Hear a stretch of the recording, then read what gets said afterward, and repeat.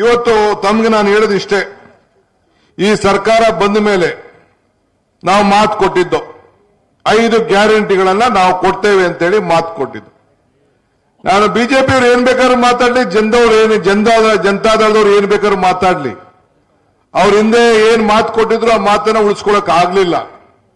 ಆದ್ರೆ ಈ 5 ಗ್ಯಾರಂಟಿ, ಈ 5 ಬೆರಳುಗಳಿದೆಯಲ್ಲ, ಈ ಬೆರಳು 5 ಗ್ಯಾರಂಟಿ ಸೇರಿ ಈ ಕೈ ಗಟ್ಟಿ ಆಯ್ತು, 5 ಬೆರಳು ಸೇರಿ ಈ ಕೈ ಮುಷ್ಟಿ ಆಯ್ತು.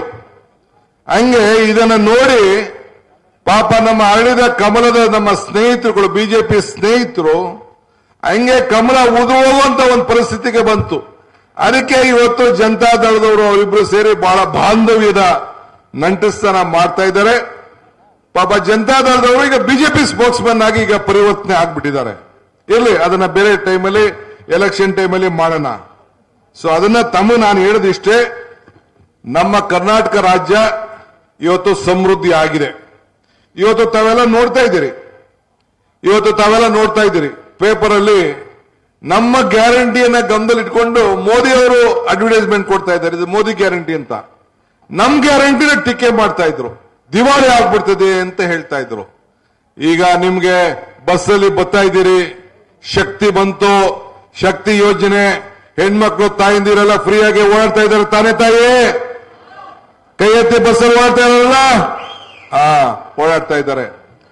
ಮನೆ ಕರೆಂಟು, ಗೃಹ ಜ್ಯೋತಿ ಬೆಳಗಾಂನಲ್ಲಿ ಪ್ರಾರಂಭ ಮಾಡಿದ್ದು.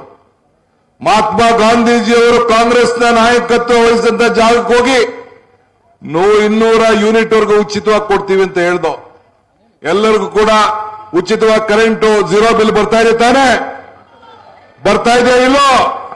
ಕೈ ಎತ್ತಿ ಗಂಡಸರುಗಳು, ಎತ್ತವರು ಮಾತ್ರ 90 ಭಾಗಕ್ಕೆ ಬರ್ತಾ ಇದೆ. ಅಕ್ಕಿ ಅನ್ನಭಾಗ್ಯ, ಈ ದೇಶಕ್ಕೆ ಸಿದ್ದರಾಮಯ್ಯನವರ ಸರ್ಕಾರ ಅನ್ನಭಾಗ್ಯದಲ್ಲಿ ಒಂದು ಮಾದರಿ. ಅದನ್ನು ಕೂಡ ಈಗ ಸೆಂಟ್ರಲ್ ಗವರ್ಮೆಂಟ್ ಅವ್ರು ಕೊಡದೆ ಹೋಗ್ಲಿ, ಅವ್ರಿಗೆ ದುಡ್ಡು ಕೊಡಬೇಕು ಅಂತೇಳಿ 10 kg ಅಕ್ಕಿಗೆ ಸಂಬಂಧಪಟ್ಟಂತ ಕೊಡ್ತಾ ಇದ್ದೀವಿ. ಹೆಣ್ಣು ಹೆಣ್ಣು ಕುಟುಂಬದ ಕಣ್ಣು, ಹೆಣ್ಣು ಅವರ ಬದುಕಿನಲ್ಲಿ ಅವರ ಮಕ್ಕಳ ವಿದ್ಯಾಭ್ಯಾಸ, ಸಂಸಾರ, ಬೆಲೆ ಏರಿಕೆ, ಗ್ಯಾಸ್ ಬೆಲೆ ಏರಿಕೆ ಎಲ್ಲ ಆ ತಾಯಿಂದಿರಿಗೆ ಸಹಾಯ ಮಾಡಬೇಕು.